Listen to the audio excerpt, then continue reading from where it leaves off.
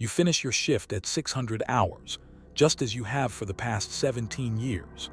The plasma cutter is still hot in your hands as you power it down, the familiar whine of cooling metal singing through the manufactorum floor. Around you, 300 other workers are doing the same, shutting down lathes, powering off presses, cleaning workstations with the ritualistic precision that comes from muscle memory older than conscious thought. The air tastes like recycled metal and machine oil the way it always does, the way it's supposed to. You are Kastor, mid-hive worker level 47, manufactorum district gamma 9. You're 43 years old. Your back hurts from standing 12 hours straight. Your daughter, Alara, graduates from Scholem in 6 weeks. Your wife, Marin, just got promoted to shift supervisor. More credits, better rations, maybe even a larger HAB unit if you save enough. This is your life. Unremarkable, stable, safe. This is the last morning you'll ever feel safe. You step out of the manufactorum into the transit corridor and immediately something feels wrong. Not dramatically wrong, not sirens or screaming or obvious danger, just off. Like when you bite into food that's one day past edible and your body knows before your mind does. The morning fog is thicker than usual. It clings to the lower levels of the hive structure, a greasy yellow-gray blanket that doesn't move quite right in the air currents. You've lived in this hive your entire life. You know its moods, its patterns, the way the atmospheric processors cycle every 8 hours and clear the air. This fog shouldn't be here, not at this hour. And it smells sweet, not pleasant sweet, not like the synthetic flowers they sometimes pipe through the ventilation on Emperor's Day. This is different, cloying, organic. It makes your mouth water involuntarily, which disturbs you in a way you can't articulate.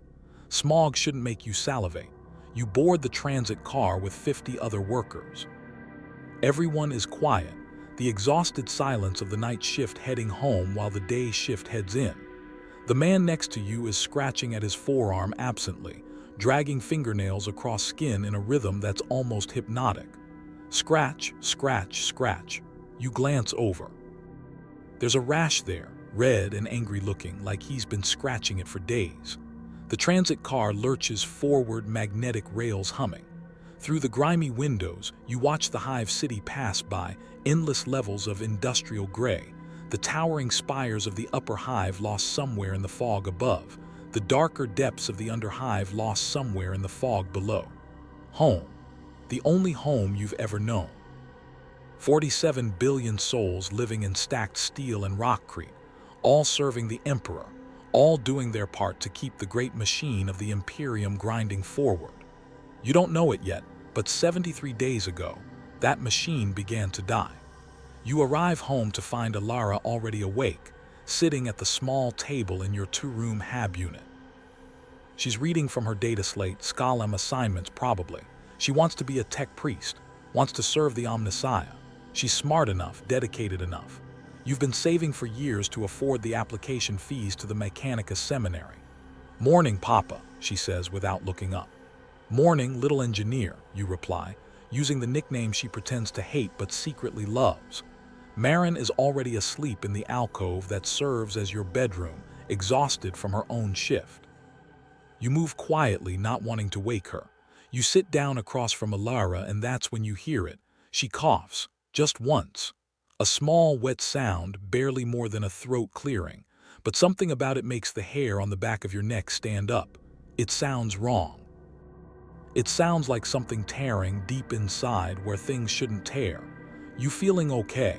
You ask, trying to keep the sudden spike of concern out of your voice. "I'm fine," she says, still reading. "Just dry throat. Air's been weird today." You glance toward the window, a narrow slit that looks out over the HAB block across the transit corridor. The fog is still there, thick and yellow. You can see it pressed against the glass like something that wants to come in. "Yeah," you say, "the air's been weird." You get up to check the morning news picked. The grainy hololithic projector flickers to life, showing the tired face of a news servitor reading from prepared statements. You half listen while you prepare breakfast, protein paste and recaf, the breakfast of the imperial working class for 10,000 years. Atmospheric anomalies continue in the lower Hive districts, the servitor drones. Administratum officials assure citizens that this is due to temporary malfunction in atmospheric processor station 7 Gamma. Repairs are underway. In other news, minor contagion containment procedures are in effect in lower District 7. Citizens are reminded to report any unusual symptoms to Medici stations immediately. The planetary governor assures all citizens that the contagion is contained and poses no threat to the general population. Contained, that word sits in your stomach like lead. When the administratum uses the word contained, it usually means they've locked down an entire district and are hoping whatever's in there dies before it spreads. You're eating breakfast when the news-picked feed switches to a live shot from lower District 7. You see administratum officials in hazmat suits, the heavy-duty kind, sealed and pressurized. They're quarantining a hab block.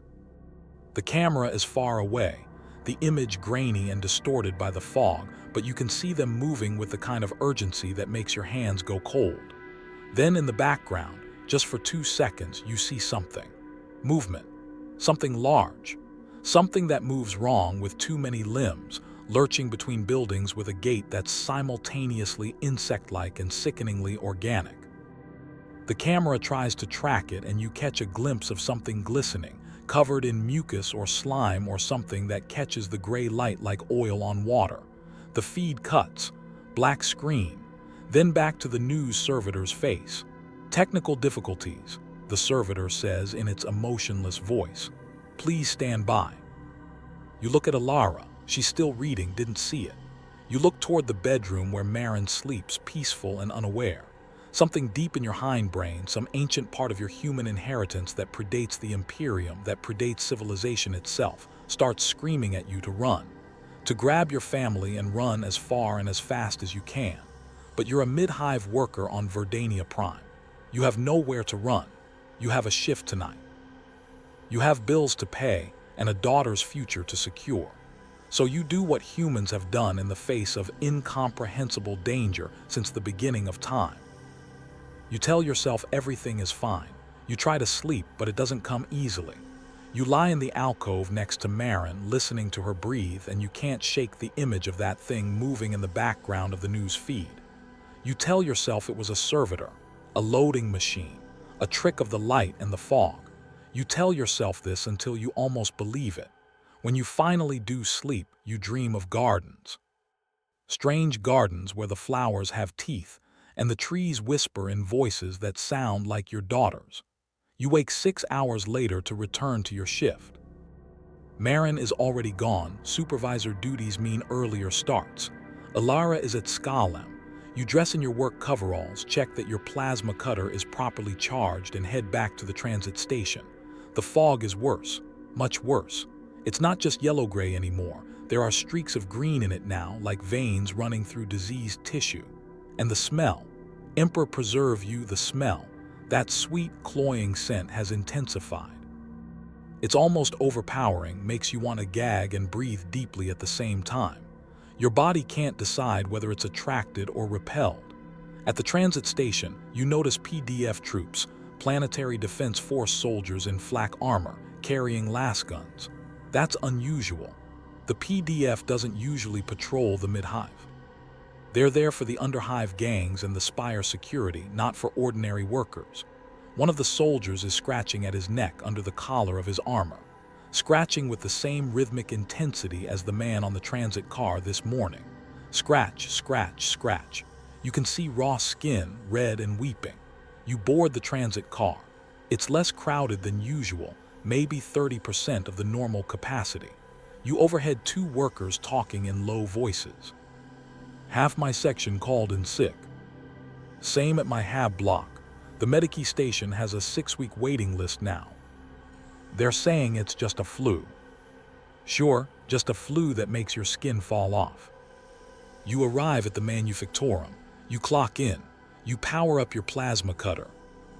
You begin your shift cutting metal components for something you've never actually known what the final product is. You cut parts. Someone else assembles them. Someone else ships them. That's how the Imperium works. You're a single cell in a body so vast that you'll never understand the full shape of it. But today, something's different. The metal doesn't cut quite right. You've been using this same plasma cutter for 17 years. You know exactly how long it takes to heat through standard steel plating, exactly how the metal should smell as it melts, exactly how the cut should look. Today, it takes longer. The metal seems softer somehow, but also more resistant. And when you make your cuts, the edges have a faint greenish tinge, like oxidation that happened too fast. You mention this to your shift supervisor, a man named Gren who's been working in this manufactorum for 30 years. Probably contaminated or shipment, he says, wiping yellow phlegm from his lips.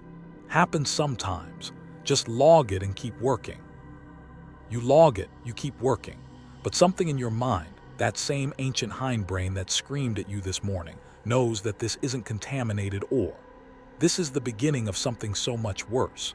Your shift ends at 1800 hours. You're exhausted, bone-tired in a way that goes beyond physical. It's the exhaustion that comes from your subconscious mind working overtime, trying to process information that your conscious mind refuses to acknowledge. You go home. Marin is there cooking dinner. Real protein tonight, not paste. One of the perks of her promotion. Ilara is doing homework, her data slate propped against a glass of water. She coughs again. Wet, tearing, wrong. Ilara, Marin says, concern creasing her face. That's the third time today. Maybe we should take you to the medici station. I'm fine, Mama, Ilara says, but you can see she's pale, paler than she should be. Tomorrow, you say, with the authority of a father who's trying to convince himself as much as his daughter. If it's not better tomorrow, we'll take you to the medici station. You eat dinner. You make small talk. You ask about Ilara's Scalem Day, about Marin's new supervisor duties. You talk about normal things because normal things are safe and comprehensible and don't smell like sweet rot. After dinner, you stand at the window looking out over the Hive city. The fog has spread. What was confined to the lower levels this morning now reaches halfway up the mid-hive. You can see lights flickering in the distance, hab blocks going dark one by one. PDF vehicles move through the streets below, their searchlights cutting through the fog like pale knives. And somewhere far below in the underhive, something howls. Not an animal howl, something else. Something that sounds like laughter and screaming mixed together, like joy and agony are the same sound. Marin comes to stand beside you. She takes your hand. Her palm is warm, alive, real. It's going to be fine, she says, but her voice wavers. You squeeze her hand. You want to believe her. You want to believe that tomorrow you'll wake up and the fog will be gone and Ilara's cough will be gone and everything will return to normal. You want to believe this so badly that it physically hurts. But deep down, in that ancient part of your brain that knows things before you can articulate them, you understand. Nothing will ever be normal again. By the time you realize what's happening, understand that the Death Guard planned this moment months ago. That ship that entered orbit yesterday. The one the Auspex arrays barely registered. The one the planetary governor dismissed as censor ghosts in his morning briefing. It didn't arrive yesterday. It arrived 73 days ago. It's just been waiting in the upper atmosphere, blocked from detection by warp corruption and patient rotting malice. The spores were released 47 days ago. 47 days. You've been breathing them since before your daughter's last birthday. They've been in your water, in your food, coating every surface you've touched, microscopic, invisible, patient. The Death Guard don't rush. They're warriors who have existed for 10,000 years.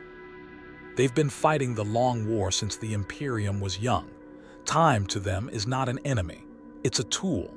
They plant their gardens and wait for the seeds to germinate, wait for the first shoots to break through soil, wait for the bloom. Verdania Prime is beginning to bloom. And here's what makes it truly cosmically horrifying. There's nothing you could have done to stop this. No amount of vigilance would have saved you. No quarantine protocols would have been fast enough. No medici intervention would have mattered. The moment the Death Guard chose your world, it was over. Everything that happens after, all the suffering, all the resistance, all the desperate hope, is just the slow realization of a fate that was sealed 47 days ago. The question isn't whether you'll succumb. The question is, will you understand what you're becoming before you can no longer remember what you were? Will you recognize the moment when you stop being Kastor, father and worker and human being, and become something else?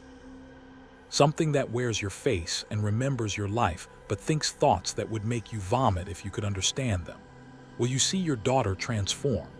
Will you watch the light of recognition leave her eyes and be replaced by something else? Something that loves you, but not the way a daughter loves a father, loves you the way a garden loves compost, loves you the way decay loves life. These are the questions that the Death Guard want you to ask. These are the thoughts that season the meat that make the suffering more exquisite. Because Nurgle, the plague father, the grandfather of decay, doesn't just want your death. Death is quick. Death is easy. Death is a mercy. No, Nurgle wants your transformation. He wants to watch you change, cell by cell, thought by thought, until you're something entirely new. Something that thanks him for the change. Something that preaches his gospel to the still human, explaining in your own voice, Kastor's voice, the voice that once sang lullabies to a little girl, how much better it is to accept the gifts. You're going to do that eventually, or you're going to resist and suffer in ways that make death look appealing. Or you're going to find some third option, some narrow path between damnation and destruction that doesn't actually save you, but at least lets you pretend you had a choice. But that's all still to come. Right now, on day one, you're still Kastor. You're still human. You still love your daughter with a love that's pure and uncomplicated. You still have hope that tomorrow will be better. You still believe somewhere deep inside that the Emperor protects. He doesn't, but you don't know that yet, so you go to bed, you hold your wife. You listen to your daughter's breathing in the next room, that wet, tearing cough punctuating her sleep every few minutes. And you tell yourself, tomorrow will be better. It won't be. Tomorrow will be day 2, and the garden will have grown a little more, and you'll have a little less humanity to hold on to.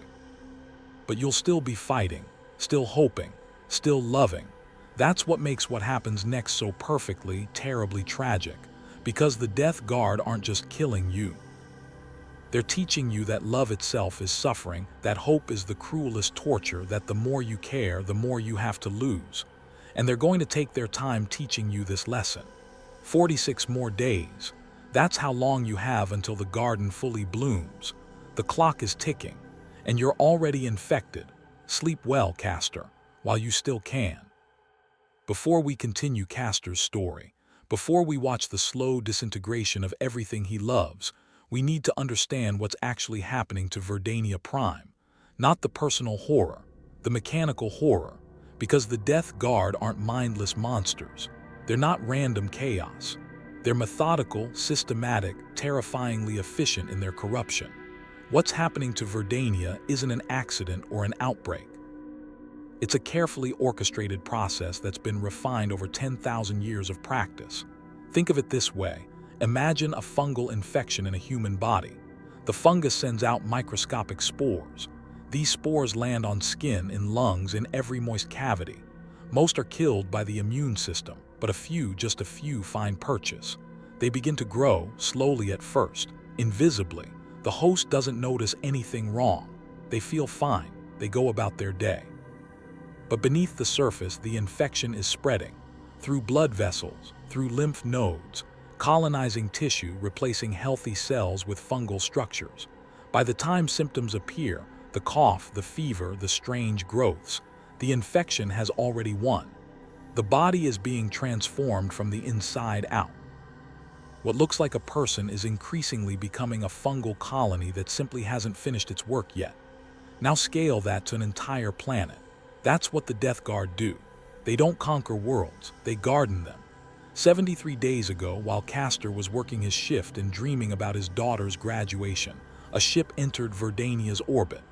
The Terminus Est, the flagship of Typhus, first captain of the Death Guard, herald of Nurgle, host of the destroyer Hive. A ship so corrupted that it exists partially in real space and partially in the warp. A ship that doesn't carry plague. It is plague in the way that a hurricane is wind or a wildfire is heat. The ship didn't announce itself, didn't make demands, just waited. Drifting in the upper atmosphere cloaked by warp energies that make conventional sensors malfunction. To the Auspex operators on Verdania, it registered as a ghost, a glitch, atmospheric interference, something to note in the log and then forget about. While it waited, the ship wept, literally wept. Moisture condensed on its hull, if you can call the pulsating, semi-organic surface of a chaos-corrupted ship a hull, and dripped into Verdania's upper atmosphere, except this wasn't moisture. This was concentrated infection, billions of spores, microscopic eggs of Nurglings, viral compounds that could survive atmospheric entry and disperse on the wind. For 47 days, the ship wept. For 47 days, Verdania breathed poison, and no one noticed. Why would they? Verdania Prime is a hive world. It has a population of 47 billion. It has thousands of manufactorums belching pollution into the air every hour of every day. Its atmosphere is already toxic.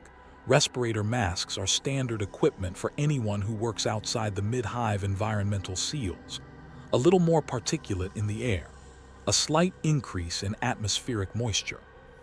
The kind of thing that would be blamed on industrial runoff or processor malfunctions, or just the natural variation of a massive, dying urban ecosystem. But it wasn't natural. It was the first stage of terraforming. Not terraforming for human life. Terraforming for something else. Here's what was happening inside Kastor's body on day one, while he was eating breakfast and worrying about his daughter's cough. In his lungs, 13 spores that had survived his immune system's initial response were beginning to grow. Each spore was attaching to alveoli, the tiny air sacs where oxygen enters the bloodstream. Each spore was sending out microscopic filaments like roots burrowing into tissue. These filaments were producing enzymes, chemical signals, proteins that hijacked Kastor's own cells and reprogrammed them, not killing them, that would trigger immune response, just changing them. Making them more receptive to further infection, making them produce more spores. By the end of day one, those 13 spores had become 39,000. By the end of day two, they would be 117 million. The infection follows exponential growth. 3,000 new spores per day per established spore. The mathematics are elegant, horrifying but elegant. And it wasn't just Kastor, it was everyone. 47 billion people, all simultaneously infected, all incubating the same corruption at slightly different rates depending on their individual immune systems, their nutrition, their genetics, their faith. Yes, faith matters. The warp cares about belief. The Emperor's protection isn't metaphorical. It's a literal psychic shield that the collective faith of humanity maintains against chaos. Strong faith can slow corruption, can even resist it for a time. But faith is hard to maintain when your children are coughing blood. Let me tell you what the Imperium could have done if they detected the infection on day one. The response protocol is called the Omega Sanction. It's detailed in a document written by Robot Guilliman himself after the Plague Wars, a series of campaigns against Mortarion and the Death Guard that left entire sectors devastated. Step 1. Immediate planetary quarantine. Nothing in, nothing out. Full military blockade with shoot-on-sight orders for any ship attempting to leave orbit. Step 2. Orbital bombardment of identified infection zones. Not exterminatus, not yet. Surgical strikes to sterilize specific areas. Step 3. Forced population reduction to 10% capacity. Yes, you read that correctly. Kill 90% of the population to save 10%. Triage on a planetary scale. It's monstrous. It's also the only thing that works against Nurgle corruption. Step 4. Long-term quarantine and monitoring. Decades of isolation while the planet is observed for any resurgence of infection. Step 5. If resurgence is detected, exterminatus. Virus bombs, cyclonic torpedoes, atmospheric incineration. Kill the planet. Kill everything on it. Make it a dead rock where nothing will ever grow again. It's a brilliant protocol. It's comprehensive and ruthless and based on 10,000 years of experience fighting chaos corruption. It requires resources that are never, ever available when you need them. Verdania Prime had a population of 47 billion. In the first 2 weeks, while people like Kastor were noticing the strange fog and the odd taste to the air but largely dismissing it, 14 billion people became infected. Infected not in the sense that they were showing symptoms, but in the sense that the spores had established colonies in their lungs, their intestines, their blood. By week 3, it was 31 billion. By week 4, the distinction between infected and uninfected became meaningless. The 2 billion who remained symptom-free were quarantined in sealed hab blocks with filtered air. They thought they were the lucky ones. They thought they'd survived. They hadn't. The infection was airborne, waterborne, transmitted through surfaces that had been touched days ago by people who didn't know they were infected. It was in the food supply. It was in the recycled water. It was coating the inside of the air filtration systems that were supposed to protect them. By week 5, everyone was infected. Everyone. The only question was how far along their individual transformation had progressed.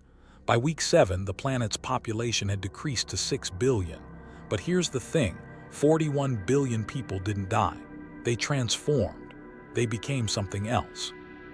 Something that no longer registered as human in any meaningful sense. They became part of the garden, and that 6 billion. They're not survivors, they're seeds, raw material, fertilizer for the next phase of growth. Death Guard corruption follows a pattern, always. 3 phases as inexorable as the progression of a disease. This is the phase Kastor is experiencing right now. The infection is microscopic, biological. His immune system is fighting back, and at first it seems to be winning. People get medicine, they recover, the symptoms fade. This is the false hope period. This is when the planetary governor makes announcements about containment and recovery. This is when people convince themselves it's just a particularly bad flu season. But beneath that hope, the infection is spreading. Cells are being reprogrammed. DNA is being altered. The very building blocks of life are being corrupted in ways that won't become apparent for days or weeks. The medicine that makes people feel better. It's treating symptoms, not causes. It's like putting a bandage on a severed limb and declaring the patient cured. This is when things start to get weird. The infection stops being confined to biological organisms. It spreads to the environment itself. Water becomes viscous. Metal oxidizes in strange patterns, that greenish tinge Kastor noticed on his cut metal. Plants don't die. They transform into something else, something that's part plant and part fungus, and part something that doesn't have a name in any human language. This is when the distinction between living and non-living matter breaks down. When the Hive city itself starts to become infected, when walls develop lesions that weep, when rockcrete becomes warm to the touch, when shadows seem deeper than they should be because they're not shadows, they're thin places where the warp is beginning to bleed through. The medici facilities become overwhelmed, not just with patients but with the impossibility of treating diseases that violate every principle of medicine. Fevers that should be lethal but leave patients conscious and giggling. Wounds that heal into configurations that shouldn't be possible.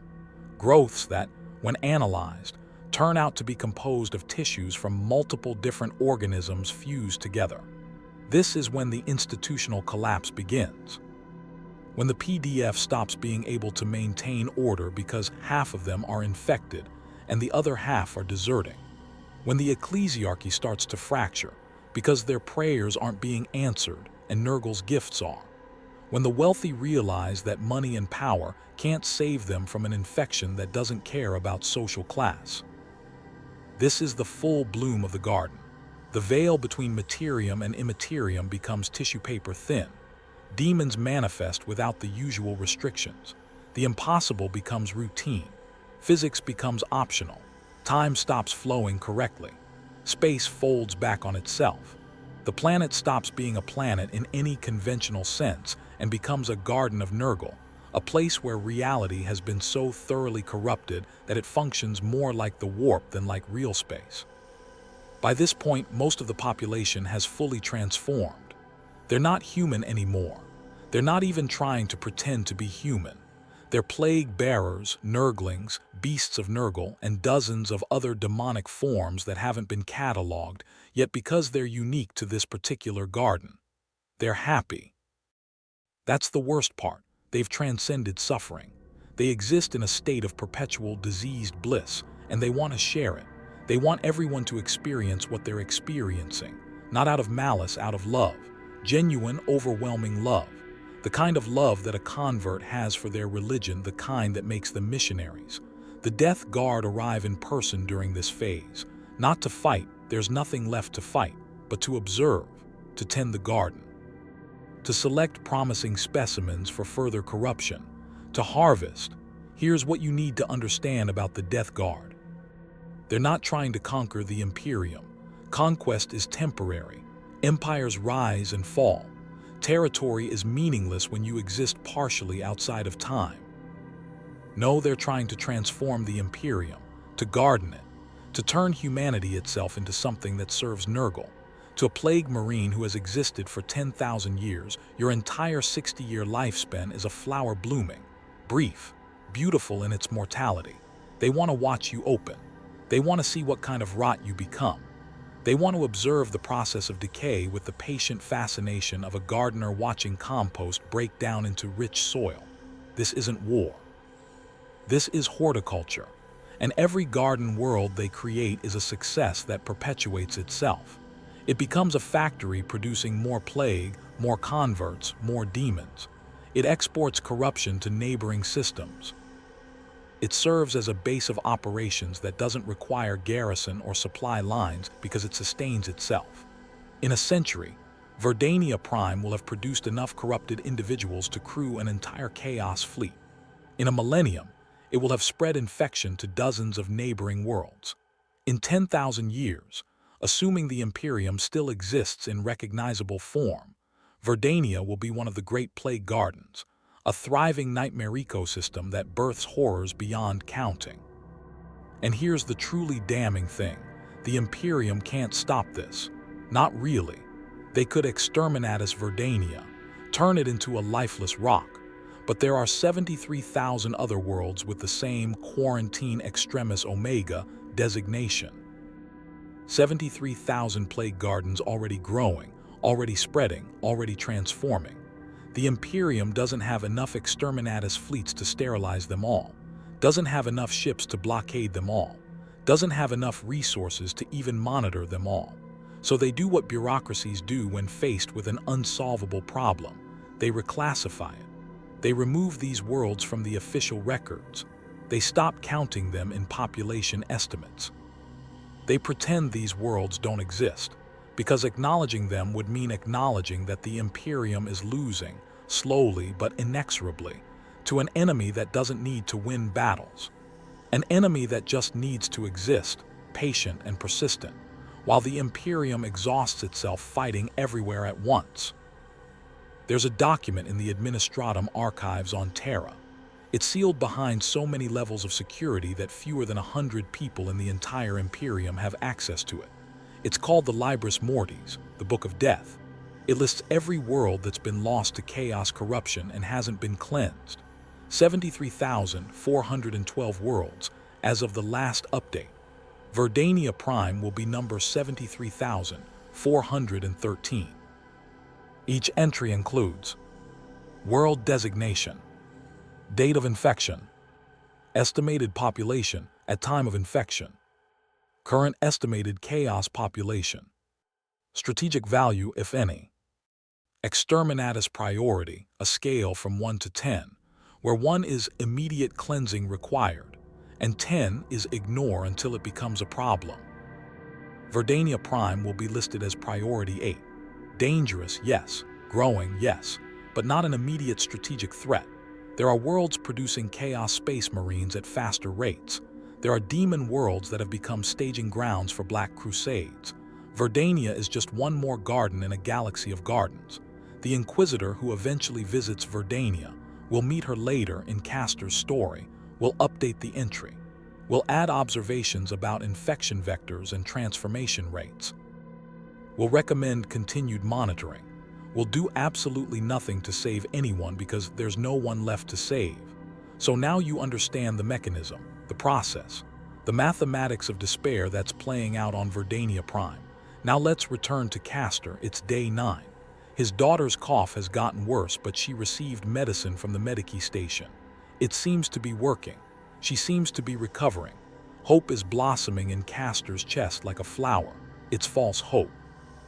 But he doesn't know that yet. The planetary governor is about to make an announcement. The contagion is contained. By tomorrow, the governor will be coughing blood. By next week, he'll be praising grandfather Nurgle while his intestines writhe across the command throne like a nest of snakes. But today he believes he's winning. Let's watch hope die. Let's watch the institutions that Kastor has trusted his entire life reveal themselves to be nothing more than bureaucracies trying to manage the unmanageable, trying to contain the uncontainable, trying to maintain the illusion of order while everything collapses around them. Let's watch the Imperium fail, not through malice, not through incompetence, but through the simple, terrible reality that some problems are too big to solve, some enemies are too patient to defeat, and some gardens, once planted, will grow until they consume everything. The Death Guard are very good at gardening, and Verdania Prime is fertile ground. Day 10 arrives like any other day, which is somehow worse than if it had arrived with sirens and catastrophe. You return to work. The transit car is less crowded, maybe 60% capacity now. No one mentions this. No one acknowledges the empty spaces where familiar faces used to be. Everyone stares straight ahead with the blank determination of people who have decided that noticing things is dangerous. The manufactorum floor is running at partial capacity. Your shift supervisor's position is empty. Gren didn't show up for work. No one knows where he is. No one has called to check. The assistant supervisor, a woman named Kella who's worked here for 8 years, is now in charge. She looks exhausted, dark circles under her eyes like bruises. "Keep production moving," she says to the assembled workers, her voice hoarse. "We're behind quota. Corporate is threatening sanctions if we don't meet targets." You want to laugh at the absurdity. The world is clearly falling apart and corporate is worried about production quotas. But you don't laugh, you just nod and return to your station. You power up your plasma cutter. The familiar whine should be comforting, but today it sounds wrong, a higher pitch like the machine itself is in pain. You begin cutting. The metal is worse than yesterday. It's not just soft, it's pliable, almost organic. When the plasma touches it, the cut edges don't just melt, they writhe. Like the metal is trying to pull away from the heat, like it's alive. You stop cutting. You stare at the component in front of you. You notice something that makes your stomach drop. There are veins in the metal, actual veins, fine thread-like structures running through the alloy like blood vessels through flesh. "Kella," you call out, your voice tight. "You need to see this." She comes over, looks at the component, and her face goes pale. For a moment, just a moment, you see genuine fear in her eyes. Then she blinks and the fear is replaced by something else. Resignation. The look of someone who has decided that acknowledging reality is more dangerous than pretending everything is normal. "Log it as contaminated material," she says quietly. "Continue working with other stock." "But..." "Log it and keep working, Kastor." Her voice is harder now. "We need to meet quota." You log it, you switch to a different metal stock, you keep working, but you can't stop thinking about those veins, about what it means that the metal itself is being transformed. If the infection can corrupt steel, can corrupt the very tools and materials you work with, then where is it safe? Where can you go that the plague hasn't touched? Nowhere. The answer is nowhere. You've served in plague wards before. You've seen diseases that the Imperium doesn't have names for, brought back by rogue traders from the darkest corners of the galaxy. You've held dying children and administered the Emperor's mercy to those too far gone to save. You've seen suffering that would break most people. This is different. The Medici facility, a converted cathedral that was repurposed during the outbreak, is beyond capacity. 4,000 souls packed into a space designed for 400. The air is thick with the smell of sickness, a cloying sweetness mixed with decay that coats the back of your throat like oil. But it's not the numbers that disturb you. It's the nature of the illness. They don't die. They should. By every medical principle you've studied, by every precedent in your 30 years of service, these people should be dying. Instead, they linger. They persist in states that should be incompatible with life. There's a man in bed 47 who's been running a fever of 43 degrees Celsius for 8 days. His skin is sloughing off in sheets. His organs should be shutting down. He should be in a coma or dead. Instead, he's awake, conscious, conversational. "Sister," he says when you check his vitals, his voice bubbling through fluid-filled lungs. "Sister, I had the most wonderful dream. I was in a garden, the most beautiful garden, and there was a grandfather there, such a kind face. He told me not to be afraid. He told me the pain would stop soon." You've heard this before. Dozens of patients all describing the same dream, the same garden, the same grandfather. You know what it means. You've read the inquisitorial reports on chaos corruption, the sealed documents that only Hospitaller sisters are permitted to access. You know that shared visions are a sign of warp influence. That kind grandfathers are how Nurgle appears to those he's claiming. You should report this to the Canoness immediately. You should recommend immediate quarantine and potential mercy killings. But the Canoness is sick now too. She's in her chambers, refusing visitors, coughing in a way that sounds like wet tearing. And there are 4,000 people in this facility. 4,000. If they're all being claimed by Nurgle, if they're all transforming, then what do? You can't kill 4,000 people. You don't have enough bolt rounds. You don't have enough faith left to pull the trigger that many times. So you do what you've always done. You pray. You administer what care you can. You anoint foreheads with sacred oils and whisper the Emperor's benedictions. And you try very hard not to think about how none of your prayers are being answered. Day 14. You're performing last rites for a child. She's maybe 8 years old. Her name is Sarah. She's been unconscious for 2 days, her breathing shallow and labored. Her parents are dead, killed in a riot in the lower Hive when the food shipments stopped coming. You kneel beside her bed. You place your hand on her forehead. You begin the prayer. Into the Emperor's light we commend this soul. Her eyes open, but they're not eyes anymore. They're clusters of tiny pustules, each one weeping a luminous green fluid. The fluid runs down her cheeks like tears, glowing faintly in the dim light of the Medici facility. She smiles at you. She has too many teeth, far too many. Her mouth shouldn't be able to contain that many teeth, but somehow it does, arranged in concentric circles like a lamprey's maw. "He loves you too, sister," she says, and her voice is still a child's voice, still sweet and high. "The grandfather loves you too. Stop fighting. It hurts less when you accept the gifts." Then she closes her eyes, those horrible pustule-clustered eyes, and goes back to sleep. Her breathing normalizes. The fever that's been burning her for days begins to drop. She's getting better. You back away from the bed. Your hands are shaking. The sacred oils have spilled, leaving dark stains on your white robes. You want to scream. You want to run. You want to do anything except acknowledge what you just witnessed. Instead, you go to the Canoness's chambers. You knock on the sealed door. "Canoness, I need to report." "Enter," comes the reply, but the voice is wrong. Too wet, too deep. You enter. The Canoness is sitting at her desk, writing reports. She looks up at you and smiles, and you see that her teeth have turned green. There's something moving under the skin of her neck, crawling back and forth like a trapped insect. "Yes, Sister Margaret."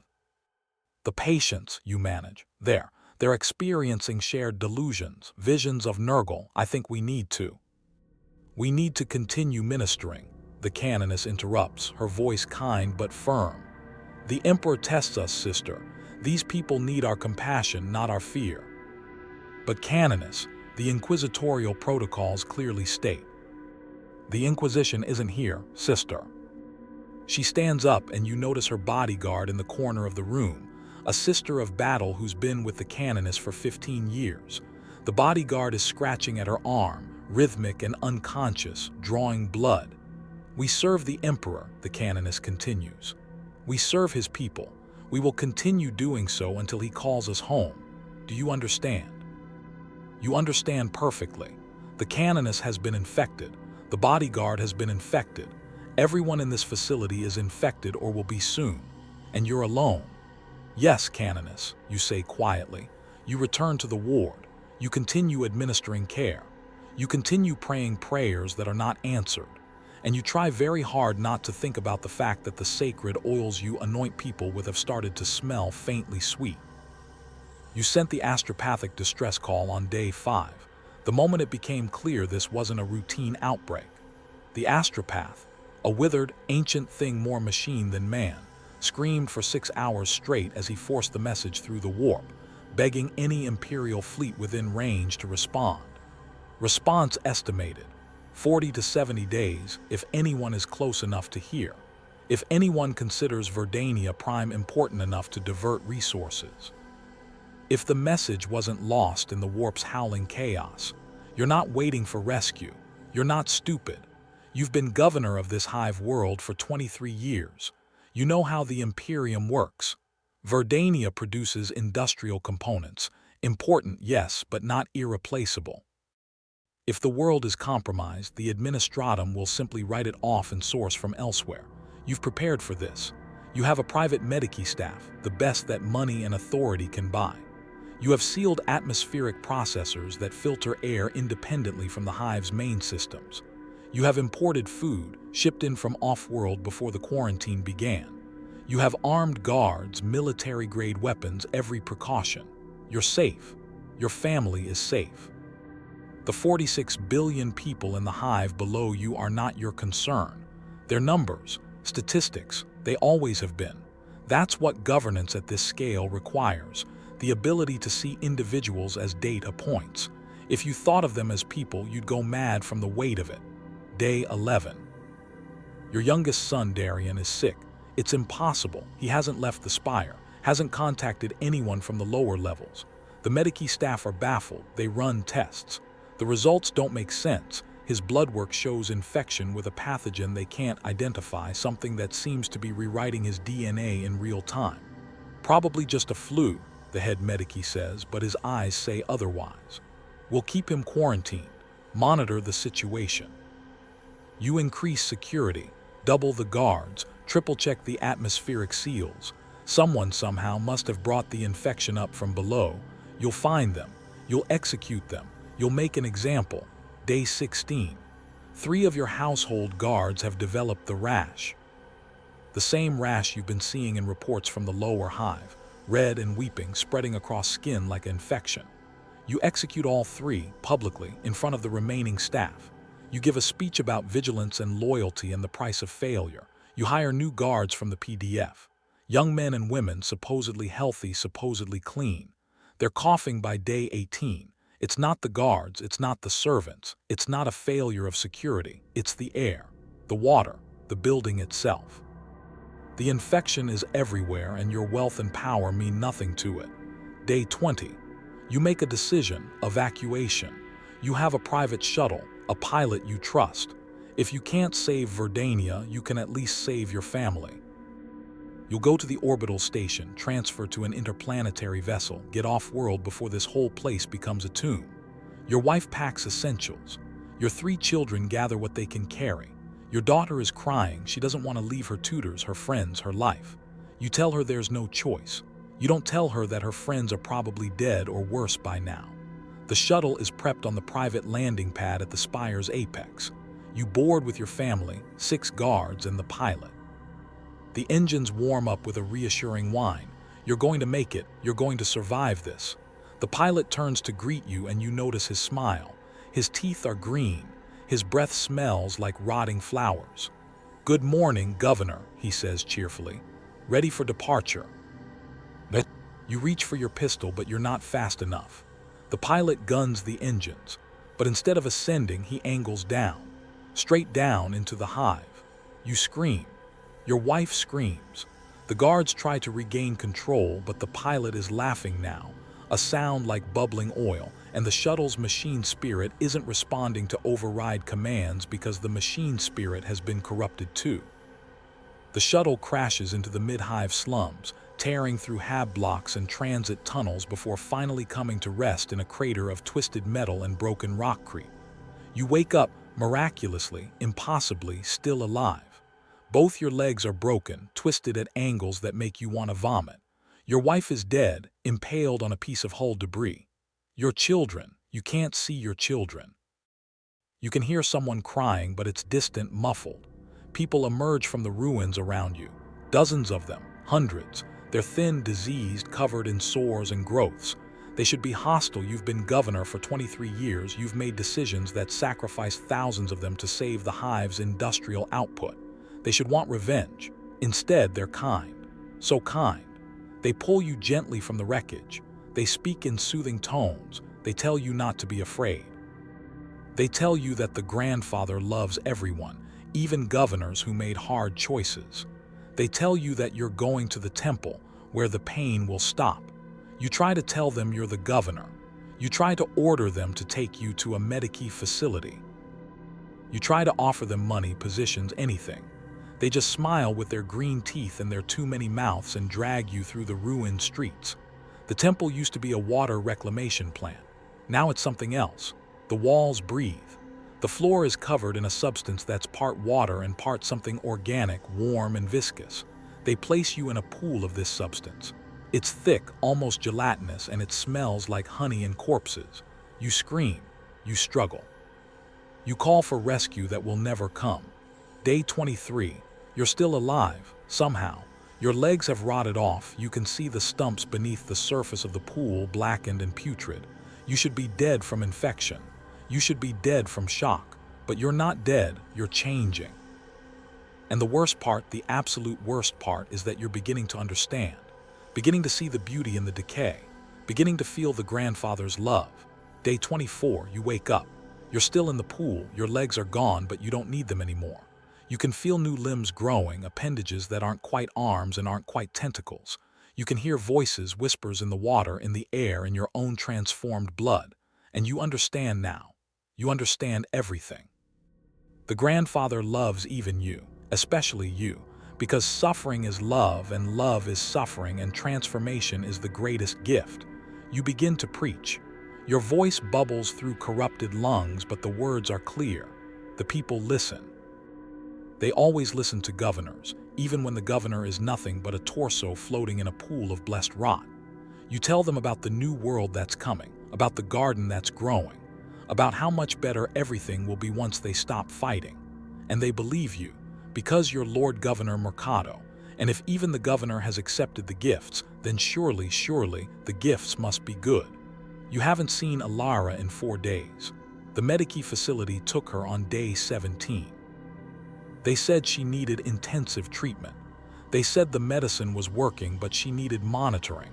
They said you could visit in a few days once they had the infection vectors under control. That was 4 days ago.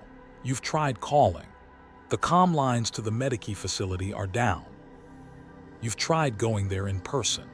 The PDF have cordoned off the entire district, no one in or out without authorization. Your wife died yesterday. Marin, your wife of 19 years, the woman who bore your daughter, the woman who stood by you through every hardship, every setback, every imperial audit and ration reduction and factory accident. She drowned in her own phlegm, coughing and coughing until she couldn't breathe anymore, until her lungs were so full of fluid that there was no room for air. The medici servitors watched. They followed their protocols. They recorded her vitals. They noted her time of death. They did nothing to save her because their programming doesn't allow for diseases that violate medical logic. You held her as she died. You felt her hand go cold in yours. You closed her eyes, eyes that were starting to show that milky, infected cloudiness, and you prayed. You prayed to the Emperor for strength, for understanding, for meaning in this suffering. The Emperor did not answer, but something else did. Something whispered in your ear that the pain could stop, that you just had to accept the gifts, that Marin could still be with you in a way if you just let go. You didn't listen. You wrapped Marin's body in your cleanest sheet. You carried her to the reclamation center where the dead are processed. The center is overflowing, bodies stacked like cordwood, the crematorium running day and night but still unable to keep up with the death rate. You left her there. You didn't have a choice. And now, on day 21, you're standing in your empty hab unit and you're making a decision. You're going to get your daughter. You're going to break the quarantine. You're going to walk through whatever hell the mid-hive has become. You're going to find Alara. You're going to bring her home because you're her father, because that's what fathers do. Because love is the only thing that still makes sense in a world that has stopped making sense. You gather supplies, a rebreather, a knife, a length of pipe that could serve as a weapon, what little food and water you have left. You seal your hab unit, a superstitious gesture, as if the lock will keep corruption out, as if the infection respects boundaries. You step into the corridor. The lights are flickering. Half of them are out completely, leaving pools of darkness that seem deeper than they should be. The walls are covered in condensation, warm, slightly viscous condensation that smells faintly sweet. You see your neighbor, old Karth, standing in his doorway. He's staring at nothing, his mouth hanging open, drool running down his chin. There's something growing on his face, fungal clusters arranged in patterns that are almost beautiful. Karth, you say quietly. He doesn't respond, just keeps staring, drooling. Breathing with a wet, rattling sound. You move past him. You head toward the transit station. You're going to the Medici facility. You're going to find your daughter. You have no idea what you're going to find when you get there. But you're going anyway, because that's what fathers do. This is the phase that historians, if any survive to write histories of Verdania Prime, will call the institutional collapse. It's not a single moment. It's not a dramatic event. It's a cascade failure where each system's breakdown enables and accelerates the next. The PDF Armory incident on day 17 was a perfect microcosm of what's happening across the entire planet. A captain, a good man, loyal by the book, ordered a full inspection of his armory. Standard procedure when there are reports of equipment malfunction. Every lasgun, every bolt pistol, every grenade and ammunition crate must be accounted for and checked. The armorer opened the vault and screamed. The weapons had grown together, fused into a pulsating mass of metal and flesh, ceramite and bone, mechanisms and organs. Triggers had become fingers. Barrels wept fluid that smoked when it hit the floor. A bolter was breathing, its barrel expanding and contracting like a lung. And from somewhere within the mass, a voice spoke. Wet, bubbling, delighted. 7 blessings for 7 warriors. Nurgle provides, Nurgle loves, Nurgle endures. The captain ordered the vault sealed, ordered it purged with flamers, burn everything, sterilize it with fire, destroy the corruption. The flames didn't burn clean, they burned green. The smoke that poured from the vault wasn't smoke, it was spores, concentrated and potent, released by the burning. 3 fire teams breathed that smoke. 17 soldiers in total. By day 19, all 17 had turned on their comrades. They spoke of enlightenment. They spoke of the grandfather's love. They spoke of pain being beautiful and decay being transformation. They had to be put down, shot by their own brothers in arms. 17 executions in the PDF barracks while the surviving soldiers wept. But it didn't stop there, because the soldiers who pulled the triggers had breathed the air where the corrupted had preached, had touched surfaces the corrupted had touched, had looked into the eyes of the corrupted and seen something that made terrible, seductive sense. The PDF began to fragment. Some units maintained discipline through sheer force of will. Others dissolved as soldiers deserted or transformed. Others still became instruments of the corruption, enforcing order in the name of the grandfather rather than the emperor. By day 21, the PDF was no longer a unified force. It was a patchwork of isolated units, each making their own decisions about what protecting the citizens meant. The ecclesiarchy's break was even more dramatic. Day 20, Cathedral Sanctoris, the grandest church in Hive Primus. 10,000 faithful gathered for services, desperately seeking comfort, seeking answers, seeking anything that might make the nightmare make sense. Archdeacon Velian stood before them. A man who had preached the imperial creed for 40 years. A man who had led millions in prayer. A man who had never in his entire life doubted the emperor's protection. He looked out over the congregation, 10,000 suffering souls, covered in sores, coughing, weeping, praying, and he said the words that shattered everything. The Emperor has abandoned us. Silence, absolute crushing silence, but the grandfather has not. The riot that followed killed 4,000 people, not because they were attacking Velian. Half of them were attacking him, yes, but the other half were defending him. The crowd turned on itself, faith versus faith, those who still clung to the Emperor versus those who had heard Velian's words and felt them resonate with something deep inside. By the time it ended, the cathedral floor was covered in bodies, blood and other fluids pooling in the sacred spaces where prayers had been offered for 10,000 years.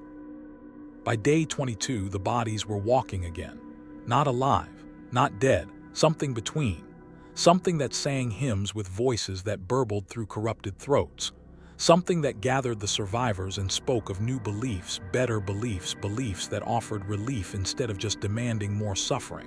The ecclesiarchy didn't officially fracture. There was no schism, no formal declaration. It just dissolved, like flesh dissolving in acid.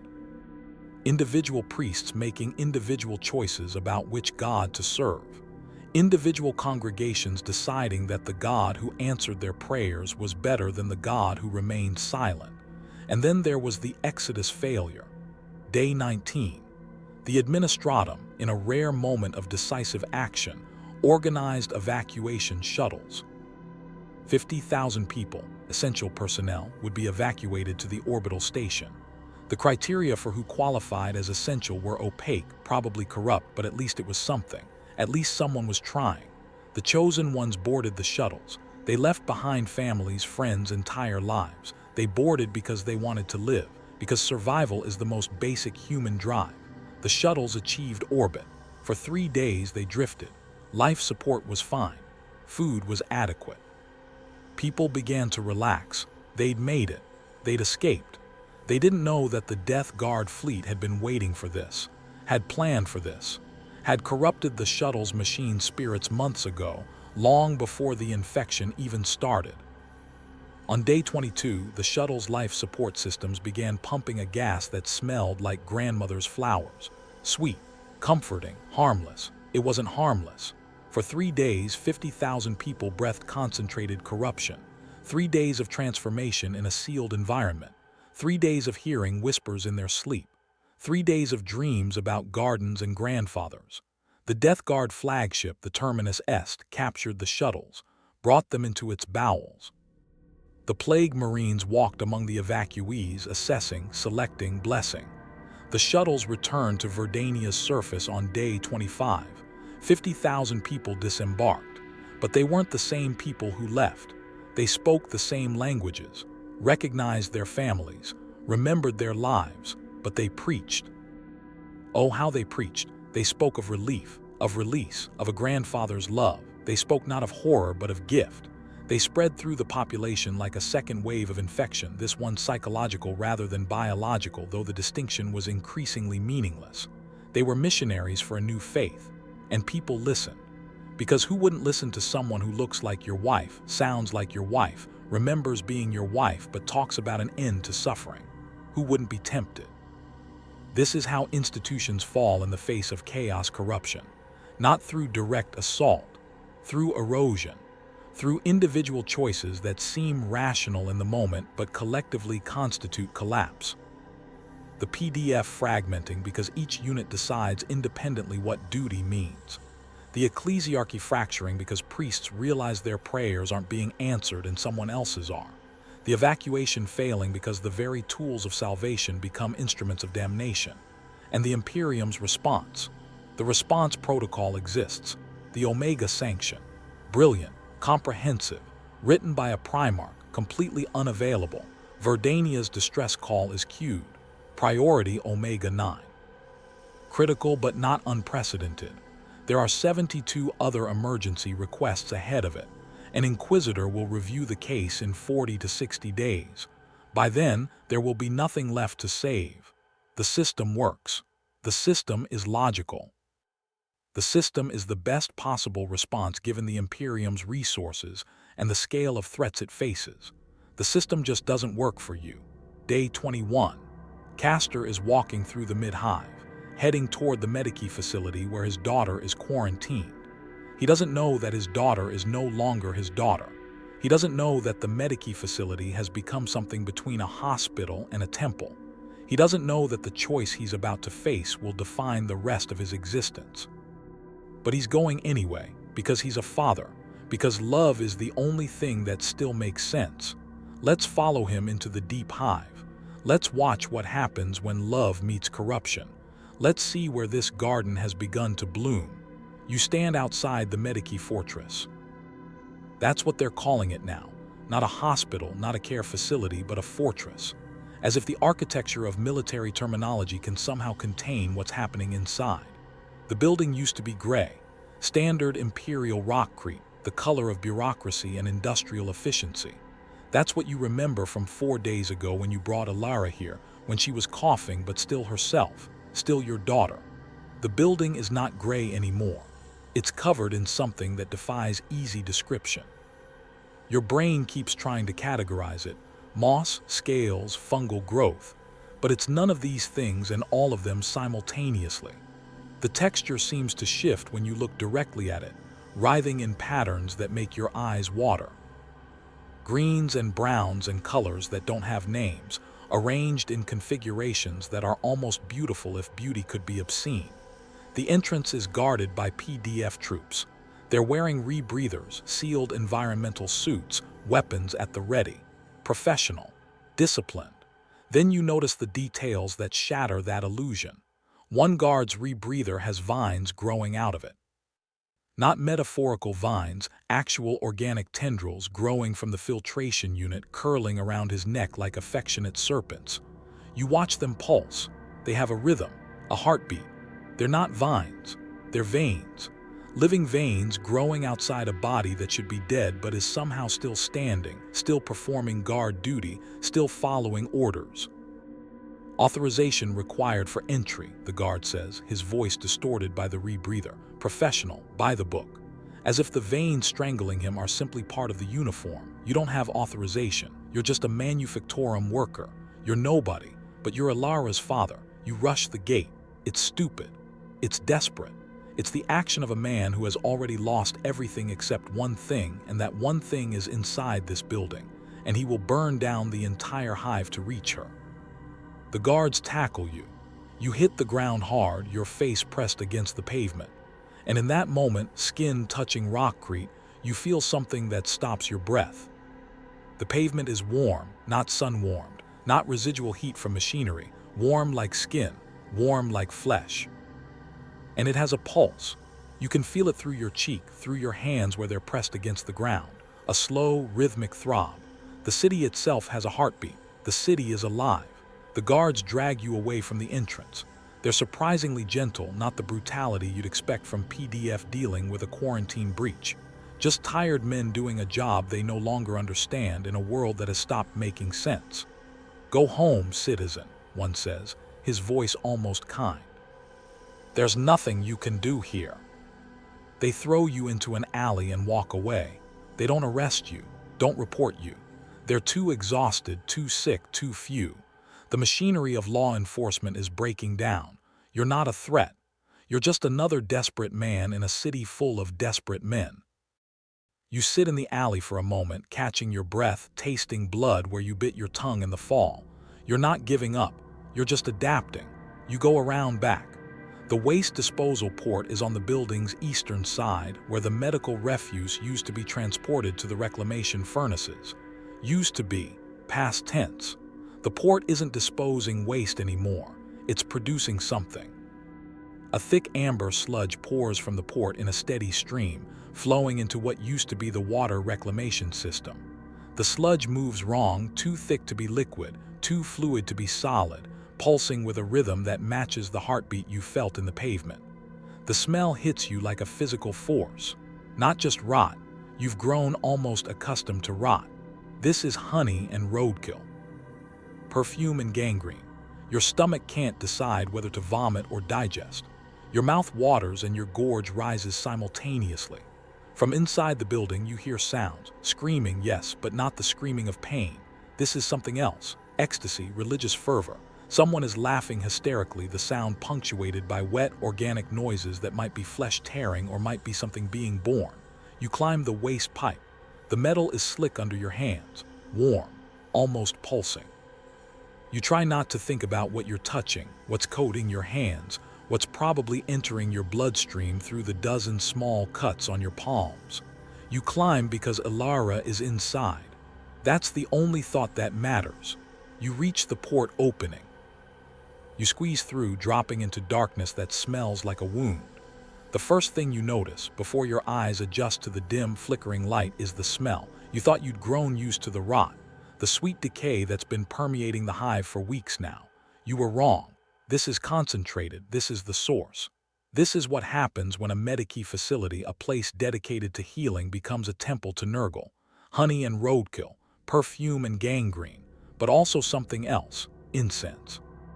The cloying, thick smell of religious ceremony.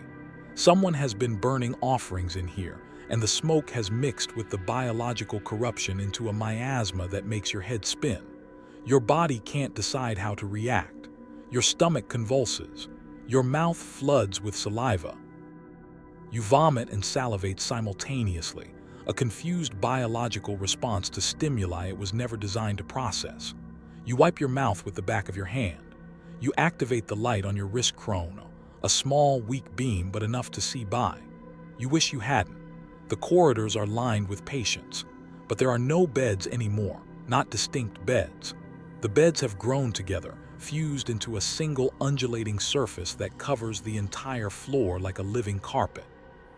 It's composed of mattress material and metal frames and something else, something organic, all melded together into a structure that breathes.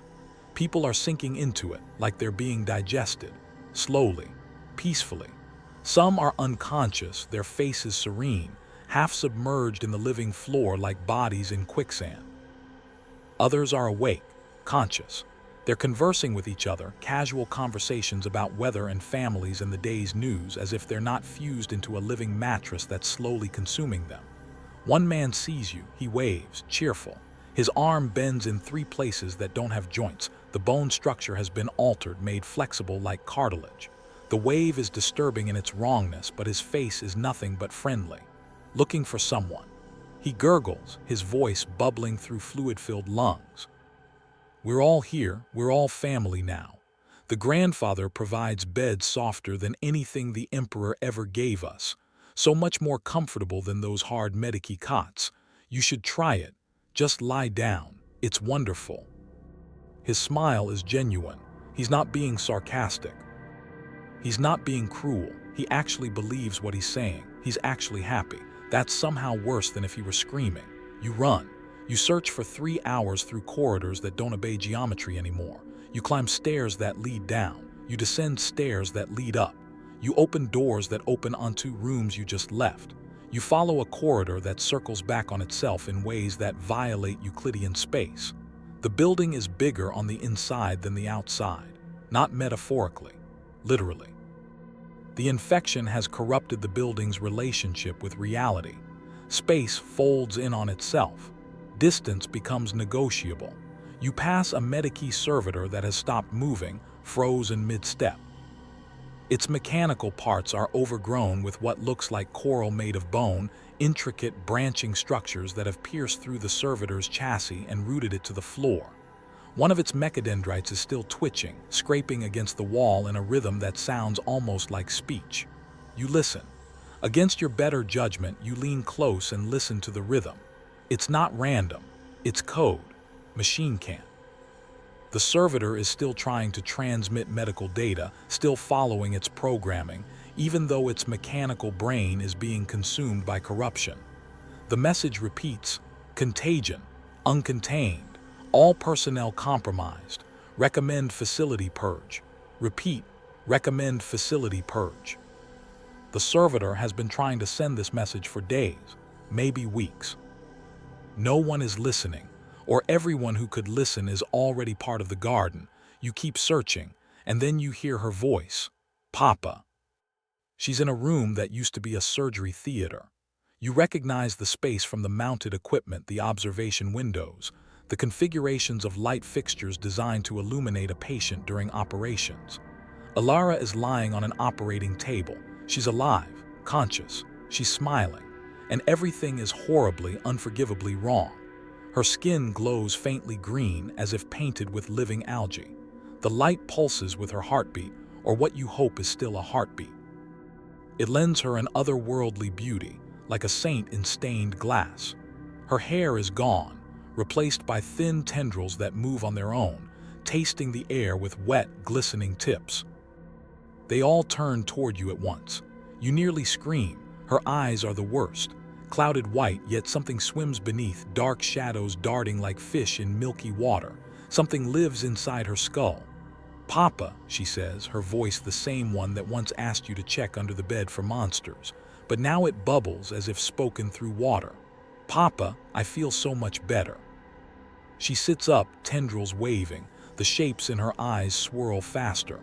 "The doctors gave me medicine, real medicine, not the Emperor's pain. Have you noticed how much the Emperor asks us to hurt? The grandfather's medicine makes everything stop hurting. Don't you want that, Papa?" You can't answer. The thing wearing your daughter's face remembers being her. It speaks with her love, her memories. That makes it worse.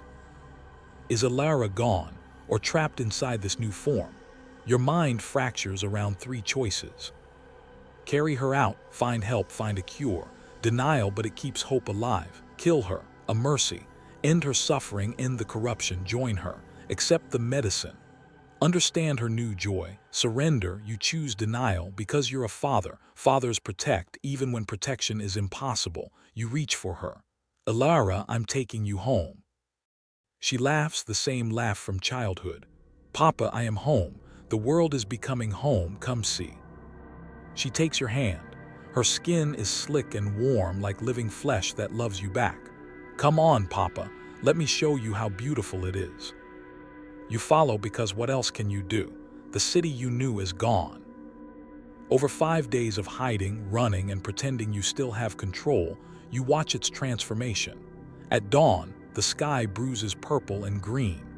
The sun is a pale disk behind diseased clouds. In Martyrs Plaza, a crowd sways and sings corrupted hymns. Praise the grandfather's love eternal. Praise his gifts of sweet decay.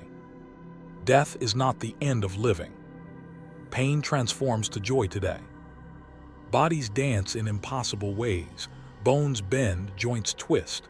A woman's leg falls off mid-step. She laughs and keeps dancing.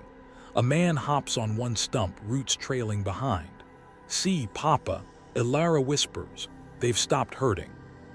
You drag her away into an alley. She hums the hymn as you hide. You search for shelter and find a hab unit with its door ajar. Inside, a family sits at dinner. Father, mother, 2 children, dead for days but moving. The father pantomimes eating from an empty plate. The chewing comes from inside his torso. The mother's eyeless sockets turn toward you. From deep in her chest, a voice speaks politely. "Hungry? Please join us. There's always room at the grandfather's table." Alara tugs your sleeve. "Papa, they're still learning, we should go." You run. The family calls after you, not angry, just disappointed. Later, you encounter a Nurgling, a round, pus-colored creature with a single enormous eye and a mouth like a lamprey. It giggles a baby's laugh, then vomits acid. Your boot dissolves, skin burning. You limp away, dragging Alara. The creature just sits, eating the remains of your boot and giggling. That night in a tunnel, Alara tends your wound. Her touch numbs the pain, the liquid weeping from her skin is medicinal. "Does it hurt, Papa?" she asks. "Yes." "It doesn't have to. The grandfather could make it stop." You don't answer, but for one heartbeat you wanted to. That terrifies you more than the pain. Days blur. Alara stops eating. "I'm being fed from the inside," she explains gently. Her breaths come minutes apart. The fluid from her skin flows constantly now, sweet-smelling and soothing. Wounds close where it touches you. She is becoming a living cure, a weapon of compassion. Her touch heals. Her presence comforts. Anyone near her will feel better, will associate corruption with relief. She's becoming a vector, a missionary. One evening she warns, "Don't go left tomorrow." The street's hungry, it's still learning to eat. You almost dismiss her. But the next morning, screams erupt from the left-hand road. You go right. Your daughter is changing body, mind, soul. She senses danger, sees beyond time. The corruption is awakening psychic sight. And yet she still loves you. That's the cruelty of it. You hide in the ruins of a market. The air smells of rot and honey. Alara hums softly. Then the ground shakes. Boom, boom, boom. Each impact shakes dust loose, rhythmic as a giant's heartbeat. You creep to a shattered window and see it. A figure strides down the boulevard, each step leaving cracks that ooze green light. It wears armor pitted with rust and fungus. Flies orbited in clouds. A censer swings from its belt, trailing fumes that make the air shimmer. Behind it, mortals follow, singing the hymn of the grandfather. Alara rises. "He's beautiful," she whispers.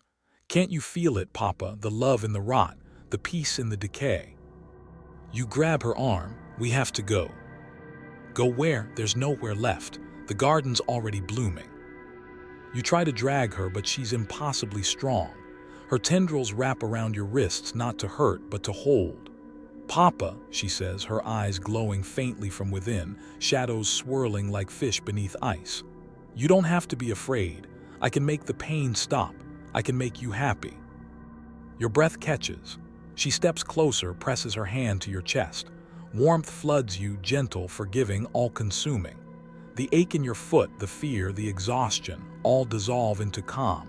You pull away with a scream. The loss of that warmth hurts worse than any wound. "I'm sorry," she whispers. "I didn't mean to scare you." She looks so small, so lost. Still your daughter, still trying to help. That night, as the world outside sings to the grandfather, you lie awake beside her. Her breathing is slow, wet, peaceful. You wonder if she dreams. Maybe she dreams of the garden, of fields of living flesh and rivers of pus where pain and love are the same thing. You know what you should do. The pipe lies beside you, rusted and heavy. One swing, one mercy. You raise it and stop. She murmurs in her sleep, "Don't be sad, Papa. Everything ends in love." Your grip loosens. You drop the pipe. In the distance, the booming grows louder. The world reshapes itself, cell by cell. You take her hand. It's slick and warm and alive.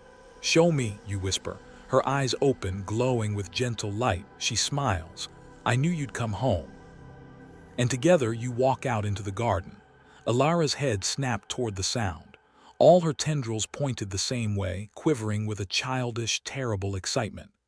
"They're here," she whispered. "Papa, they're here, the gardeners, the warriors, the blessed ones who brought the gifts." Through a crack in the plaster you peered into the ruined street. A plague marine rounded the corner. You had seen recruitment pics, angels in gleaming armor, humanity's defenders. This was not that. This was a walking corpse in ceramic, a nightmare-given form. The armor was green-brown, the color of advanced gangrene, studded with boils the size of fists. Some had ruptured, weeping steam when their fluid hit the pavement. Rust and corrosion pitted the metal. In places, the plating looked replaced by fossilized bone. Horns grew from the helmet, organic, stained, twisted as animal horns. Exposed flesh at the neck was gray and rotting. Maggots crawled in and out, blessed maggots that carried Nurgle's gifts. Yet the flesh moved, animated by whatever corruptor had claimed it. He was 7 feet tall. Each step left a smoking print, as if the pavement itself burned where he passed. He stopped, turned, looked directly at the wall you pressed your face to. The lenses of his helmet glowed a diseased yellow. "Hiding, little one." His voice gurgled, vox corrupted, wet with fluid. Amusement threaded it. "The grandfather sees you. The grandfather loves you. Come, join the garden, or don't. We enjoy the game of chase." You didn't move. Your heart hammered. The marine laughed, a bubbling, echoing sound that promised ruin and patience. "Run if it makes you feel better," he called. "There's nowhere beyond the garden anymore. The whole world is blooming, but run. The grandfather loves the desperate. Your struggle seasons the meat of your soul." He walked away. Boom, boom, boom faded into distant ruin. You collapsed, shaking. He had spared you because your suffering was more useful than your death, because he enjoyed watching hope burn. Alara squeezed your hand. "See, Papa, they're kind, they want us to choose." Her voice tasted like betrayal and truth both. A tremor of doubt answered in your chest. What if she was right? That night she demanded to be heard. "Papa, I need to tell you something while I still can." You leaned close. "What is it?" "I'm not getting better, I'm becoming something else." For a heartbeat she sounded like the girl she had been. "There's something growing where my heart used to be. It's going to come out soon. I won't be Alara anymore. I'll be a door, a portal. It will use my body." Cold flooded your blood. "Please," she said, tiny and mortal, "kill me before I'm gone, while I'm still me." You held her. The pipe rested at your knee like an accusation. Memories battered you, her 5th birthday cake, the way she braided her hair, the proud way she learned for Skalam. You were supposed to protect her. To grant her mercy would be opposite of that. You couldn't.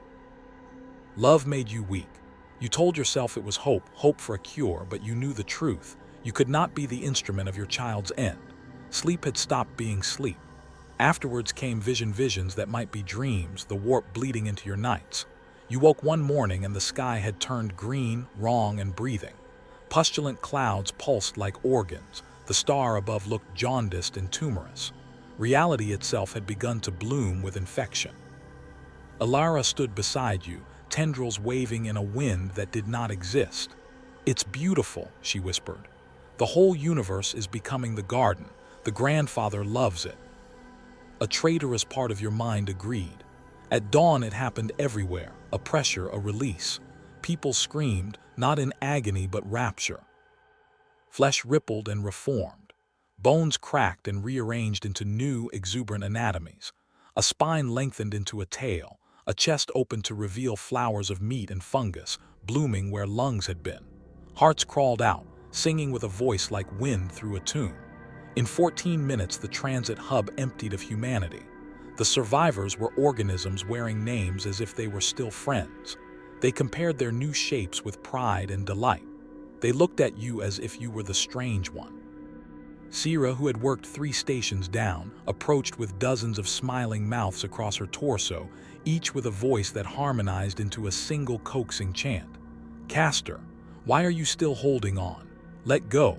Let go. It's so much better." You ran. Their laughter followed, not cruel but evangelical earnest. They were missionaries. You and Alara hid in a ruined ecclesiarchy shrine. Her breathing was thin as paper. The bulge in her chest moved like something desperate to be born. The skin stretched and split open like a blooming flower. No blood, only wet sound, and something small pushed free. It was the size of a newborn, roly-poly, green, cherubic. It had Alara's eyes.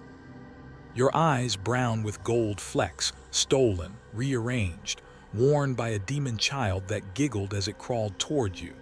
Alara looked at it and smiled with a mother's devotion. "Isn't he beautiful, Papa? The grandfather let me make life." You could kill it, one blow, end the thing before it learned to walk and speak and charm. You could end Alara too, grant her the mercy she begged for. Your hands shook. The pipe felt heavier than guilt. Outside, the garden's laughter crept closer, and the choice, the single impossible choice, waited like a verdict. You could imagine raising the pipe and ending it all, quick, clean, merciful. You could imagine the look on Alara's face if you did, a release that would be a kindness. You imagine also the Nurgling's laugh turning into a chorus, the garden teaching you to love what you cannot bear. Outside, the world blooms and calls. Your heart splits between mercy and madness. You breathe in the garden's perfume and understand you will never be the man you were, and that is unbearable forever. Kastor stood frozen in the shrine, the Nurgling giggling in his daughter's arms. Alara's transformed face still held hope. He couldn't move, couldn't accept, couldn't fight. The pipe slipped from his trembling hand. He turned and walked away. "Papa," she called after him, "don't you want to meet your grandson?" Her voice faded as he stepped into the ruins. He'd made his choice, not mercy, not defiance, only retreat. A coward's choice perhaps, but a human one. He was still Kastor, and in a universe that had forgotten what humanity meant, that had to count for something. From the rooftops he watched the Death Guard descend, 7 of them Nurgle's sacred number, each a titan in rotting Terminator plate. Their footsteps cracked the streets. Behind them came the changed multitudes, millions of plague-born cheering. Flowers of flesh and rot rained from their own bodies as offerings. Children ran beside the Marines, laughing through decayed throats, singing hymns of disease. It wasn't an invasion, it was a parade. The lead Marine looked up and saw him. "Kastor," the voice boomed. "The grandfather loves you. Your suffering is beautiful. Come be reborn, your daughter waits." He wanted to scream defiance, but exhaustion hollowed him. He only shook his head. The Marine laughed, a bubbling, wet sound. "Run if you must. There is nowhere that isn't his garden." Then they marched on. Kastor understood they didn't need to chase him. The whole planet was already lost. Time unraveled. Space folded in on itself. Verdania flickered between two realities. Once pristine corridors overlapped with tunnels of rot. People wavered between humanity and corruption. Hours repeated, memories arrived before their moments. In one corridor he met himself, an echo from 2 days before, still hopeful. "Don't do what I did," his past self said. "I know," Kastor answered. "Then why did we?" "Because we're her father." The double nodded, then burst into flies. Kastor kept walking. Movement was all he had left. He reached the spaceport. No ships, no salvation, only a garden. Bone trees stretched toward a green sky. Flowers of organs pulsed and bled. A pond of cerebrospinal fluid shimmered like crystal fetus things swimming within. It was grotesque and beautiful. The colors glowed richer than any Imperial world's gray. The air smelled of spring and rot. For the first time in his life, Kastor saw beauty the Imperium had never offered. He sat beside the pond, weary beyond grief. The Emperor hadn't come. The Imperium had never cared. But the garden was real. Beautiful, isn't it? The voice was vast and gentle. Kastor turned. A towering figure of sores and sweetness, decay and tenderness, Grandfather Nurgle himself. The air grew thick with warmth and honeyed rot. "You've suffered so much," the god said, settling beside him. "Let me ease it. Let me give you your daughter back. You can be together forever." He offered a hand, swollen and dripping, yet somehow inviting. Kastor stared at it. The garden's beauty pulsed around him. He was dying anyway. His skin had begun to green. Why not accept peace? Why not end the pain? Humanity had given him nothing but loss. Nurgle waited, patient and kind. Kastor whispered no. The god tilted his head. Why choose pain when you can have love? Why loneliness when you can have family? Kastor thought of Alara, the moment she begged him to kill her before the infection took her. He hadn't. That failure was his proof of being human. "Because she asked me to kill her," he said. "And I couldn't. If I change, that failure means nothing. My guilt, my love, they all vanish. And then I'm not me." For a moment, silence. Then Nurgle smiled sadly. "Oh, little one, you've chosen the cruelest punishment, to carry your humanity as penance. To suffer because you choose to, that's beautiful." He rose, towering over the ruined world. "Continue then, Kastor, be human, suffer. Remember, you are the last true man on Verdania, the loneliest creature in the galaxy. Exquisite." And he was gone. Kastor walked away from the perfect garden. Each step hurt, each breath was pain, yet he kept moving. Not heroism, not virtue, just stubbornness, the only thing left that was his. Through the ruins he passed Garden Primus, where Alara once studied. The children were still there, planted in the soil, half human, half flower. Their voices rose in sing-song. "Roses are red, violets are blue. Grandfather loves us, and he loves you too." They waved with branch arms. "Teacher, come play, it doesn't hurt anymore." One girl, radiant with glowing pollen, called proudly, "I got the highest marks. Smell my flowers, teacher." He fled. Their laughter followed, innocent and joyful.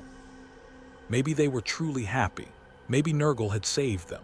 Maybe Kastor was the madman for running from peace. The thoughts gnawed at him like the infection in his veins. By day 40, Verdania Prime was gone, no longer an Imperial world, not even a Chaos one. Just a self-sustaining garden of mutation, its plagues destined to spread across the stars. The Death Guard had departed. Their work was done, but Kastor remained, still human, still alive. The last fragment of defiance in a universe that didn't notice. He wandered, sleepless and starving, through the endless ruins until he found something impossible, a bunker. Its adamantium doors were sealed, its viewport glowed with electric light. He knocked. Cold metal met his skin, the first cold he'd felt in weeks. The door opened a crack. A woman's clean face peered out. "Are you infected?" "I don't know," he said. "Probably, but I'm still me." She studied him, then opened the door wider. "Quickly, come in." Inside were 23 people, clean, whole, human. The sight broke him. He wept until his throat burned. He de-thought himself the last. A man approached, formal and calm. "I'm Vorin," he said. "Former administratum. Welcome to our shelter. You need water, food." He handed both. "Real water, real protein, too real. How have you stayed untouched?" Kastor asked, suspicion creeping in. Vorin smiled. "We were prepared. We had advance warning." "From whom?" The smile widened. "From them." He gestured toward the corridor. "Follow me." Kastor obeyed despite the dread crawling up his spine. Down deeper, past humming filters and sealed doors. The air grew sweet and damp, the same sweetness he'd smelled in the garden. At the bottom, Vorin opened a final door. Light spilled out, green, pulsing, alive. Something moved inside, something that breathed with the rhythm of infection. Kastor felt it in his blood before he saw it. He understood then that the garden had never been outside. It had only been waiting for him to bring himself to it. Inside the bunker is a shrine, not to the Emperor but to Nurgle. The aquila has been replaced by 7 interlocking circles, the sacred number that hurts your eyes to look at. The walls show grotesque beauty, gardens, smiling faces rotting with joy. These aren't survivors, they're cultists. Vorin, their leader, speaks with calm certainty. "The Death Guard contacted us, gave us a choice, die or be reborn. We chose rebirth." His words are patient, reasonable. The Imperium gave us nothing but labor, starvation, and fear. Nurgle offers freedom from pain. Is that insanity or salvation? You protest that they're still human. "Not yet," Vorin says, smiling serenely. "But we will be, willingly, will become priests in the new garden." You see it then, this invasion wasn't war, it was harvest. These people are seeds planted long ago. The Death Guard didn't conquer Verdania, they cultivated it. Vorin shows you a data slate, maps of dozens of garden worlds, each thriving in decay. Verdania is one node in a vast, patient network. "The harvest is endless," he says proudly. "In 10 years, we'll supply new plague marines. In 50, we'll spread the garden ourselves. The Imperium demands suffering. Nurgle ends it. That's why we win." When you ask why the Imperium loses, Vorin answers quietly. Because it's made of suffering. 10,000 years of labor, faith, and fear with no reward. Nurgle offers release. People aren't weak, they're exhausted. The Imperium loses because most of its people want it to. You leave him, the truth tastes like rot. Outside, the world is collapsing under its own infection, but you find other survivors, each clinging to a different fragment of humanity. There's Dahlan, a priest whose body is a hive of maggots but whose mind remains clear. "Faith preserves," he rasps. "The Emperor protects." You ask if he's answered. Dahlan weeps. "No." But faith means believing when there's no reason to. Better to suffer for him than find peace in damnation. His devotion is agony and beauty at once.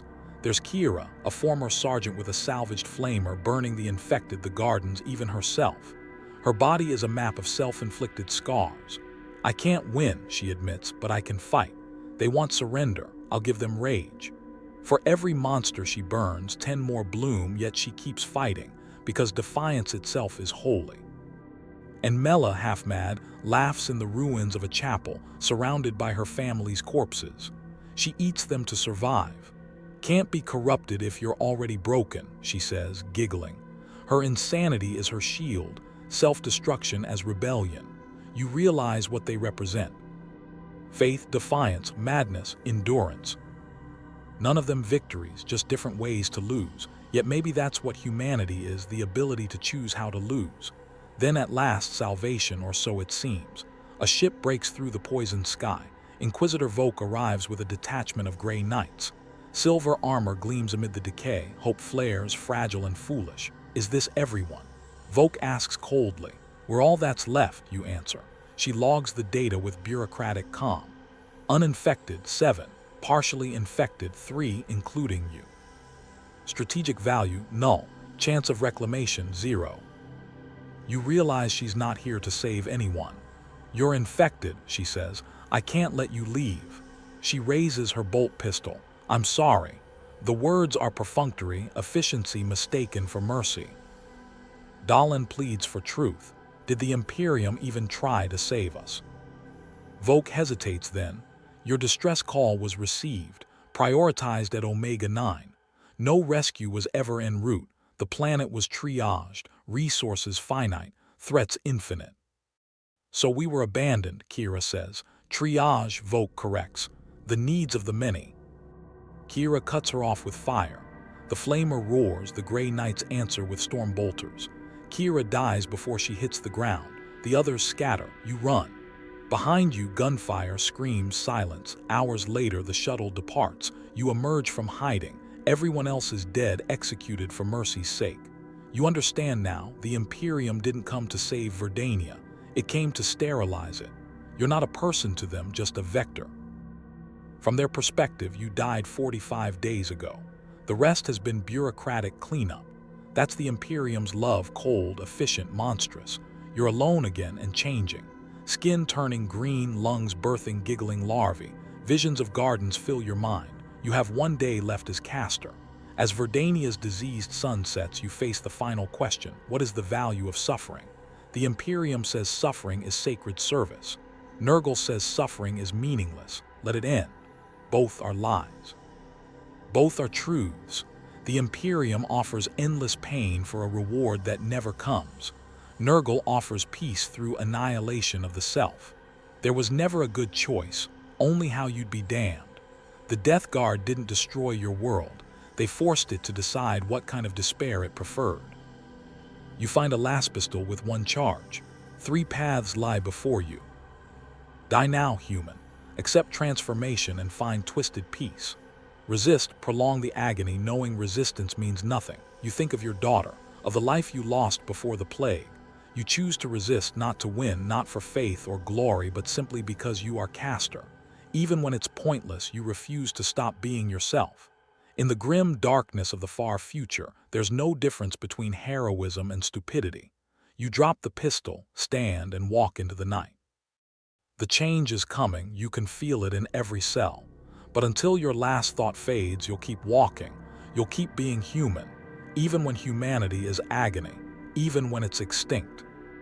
Because being human isn't about victory or endurance. It's the stubborn refusal to become anything else. And when Kastor finally falls silent, Verdania continues. The planet still exists, thriving in decay. 8 billion beings, no longer human but alive. They till gardens of rot, celebrate transformation, raise offspring from flesh pods, and worship their grandfather with joy. The Death Guard visits sometimes, proud of their work. Verdania exports diseases and demon-forged weapons. It's profitable now, a self-sustaining infection. In forgotten imperial records, Verdania is marked, lost to chaos. Exterminatus recommended, unfulfilled, quarantined by neglect. Translation, we know, we can't afford to fix it. 73,000 other worlds share that label, 73,000 gardens blooming in the dark.